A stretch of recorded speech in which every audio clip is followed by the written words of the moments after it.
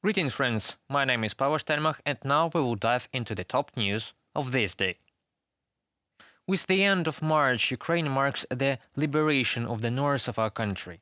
After losing the battle near Motyzhyn, Hostomel, Chernihiv, Brovary, Ohtyrka and Trostyanets, Sumy, and the E40 road, Russian army left the north of Ukraine. After a few days, the facts of mass war crimes of the occupiers against the civilian population became known. Irpin, Borodianka, Motyzhyn have become gloomy symbols of terrible Russian atrocities. Despite attempts to cover up traces and disinform the global community, Russian crimes were documented and became widely known. Russia has demonstrated that it is waging a genocidal war against the people of Ukraine. Just in Bucha, near Kyiv, which was in occupation for 33 days, more than 1,400 deaths, including 37 children. More than 175 people were found in mass graves and torture chambers. 9,000 Russian war crimes was just in Bucha. This city is a symbol of the atrocities of the occupying army. We will never forgive that.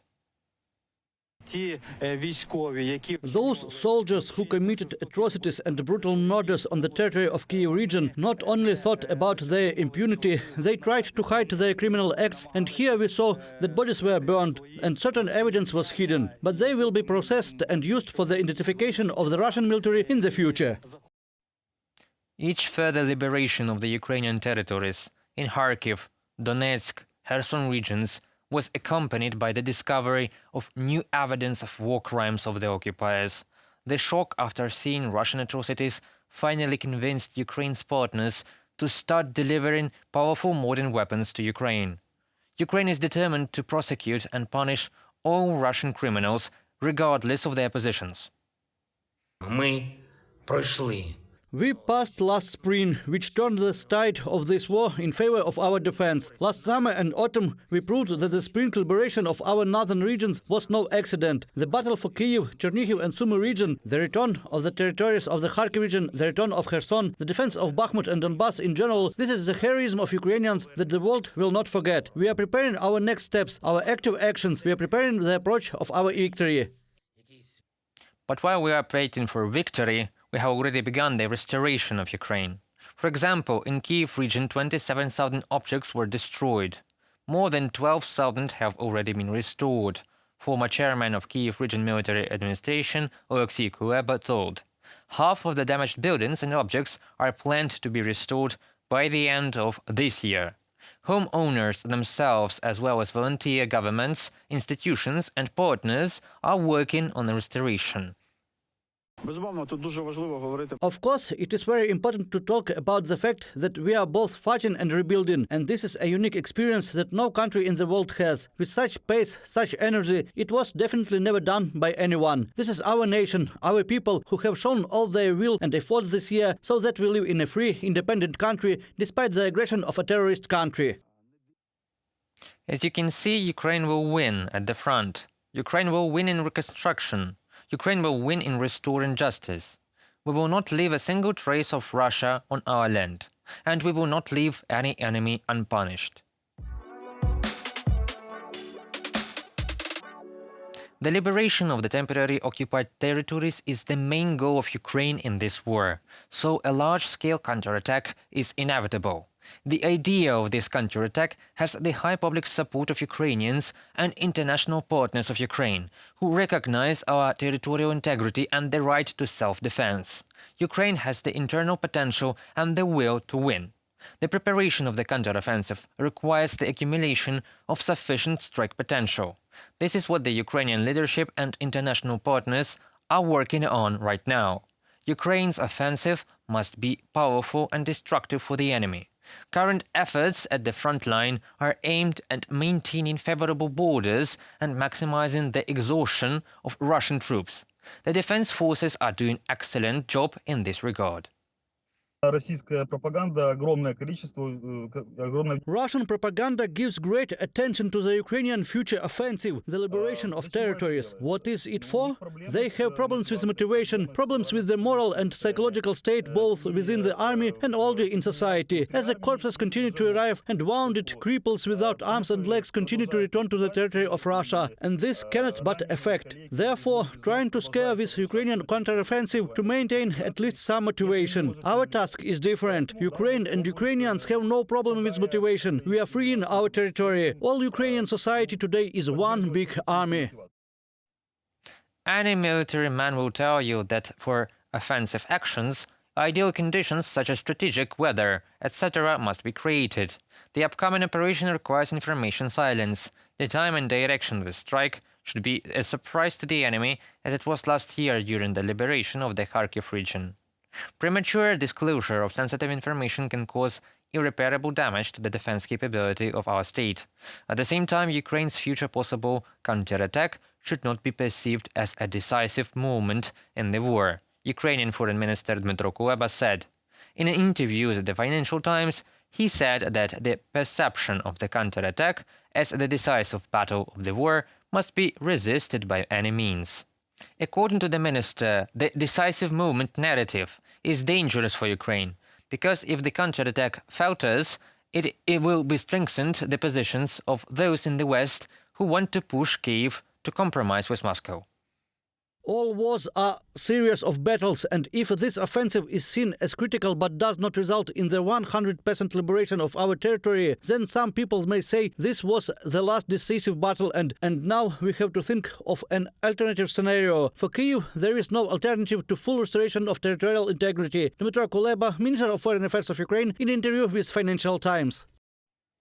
Let me remind you that U.S. Secretary of Defense Lloyd Austin, during a hearing in a U.S. Senate committee, said that Russian troops had depleted their stocks for the war, so the armed forces of Ukraine in the spring of 2023 can get very good chances for a successful counterattack. The head of the Pentagon believes that Ukraine has a significant advantage over the forces of the invaders, not counting the serious and intense fighting in the Bakhmut direction in the Donetsk region. The Ukrainians inflicted heavy casualties on the Russians, and they depleted their stocks of armor in ways no one could ever have imagined. Because of this, Russia has to reopen the old T-54 and T-55 tanks that was designed and first created in 1950s. Today I want again to explain the return of the Kyiv-Pechersk Lavra to state ownership. The day before yesterday, the contract of free use of the National Reserve Kyiv-Pechersk Lavra with the Ukrainian Orthodox Church of the Moscow Patriarchate was terminated. However, until today, representatives of the Ukrainian authorities could not start work due to illegal obstruction of access to state property. Thus, during a repeated attempt to inspect one of the premises, the commission was unable to enter the building because it was closed. The keys handed over by the representatives of the monastery didn't go to the core of the lock of the premises. Previously, the keys could not be found at all.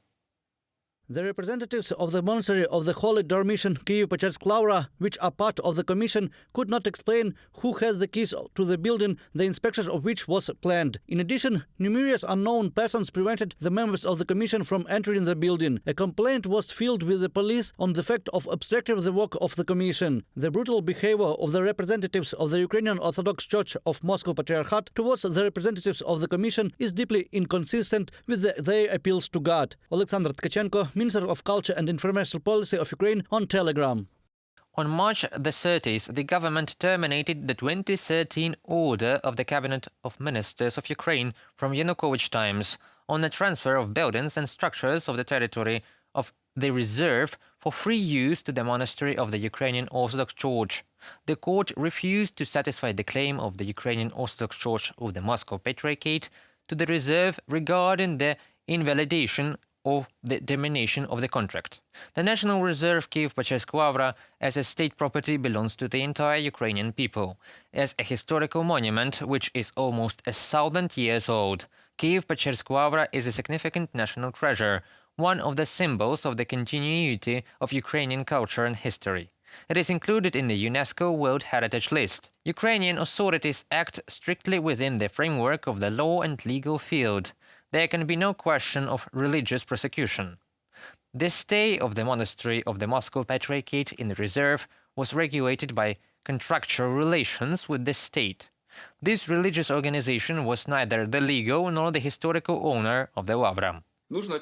It should be noted that the Lavra always belonged to the throne of the Metropolitan of Kyiv, who by tradition was already the abbot of the Lavra. Therefore, today, when we say that the blessed Epiphany heads the Orthodox Church of Ukraine, he is according to the old tradition and, in fact, the man who heads the Kyiv-Pechersk Lavra according to the tradition of our Ukrainian Church.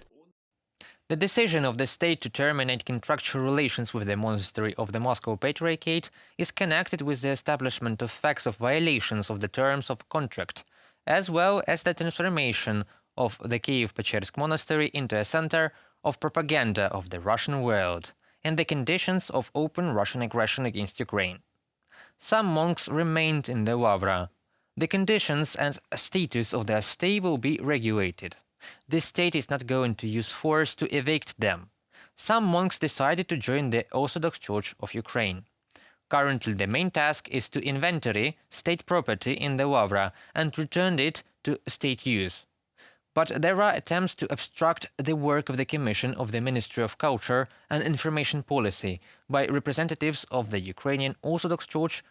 Moscow's protests and accusations against Ukraine are groundless and cynical in the light of the facts of severe persecution of pro-Ukrainian religious communities in the temporarily occupied territories and Russia itself. That concludes our today's video. Thank you for watching and stay tuned for future videos. Goodbye.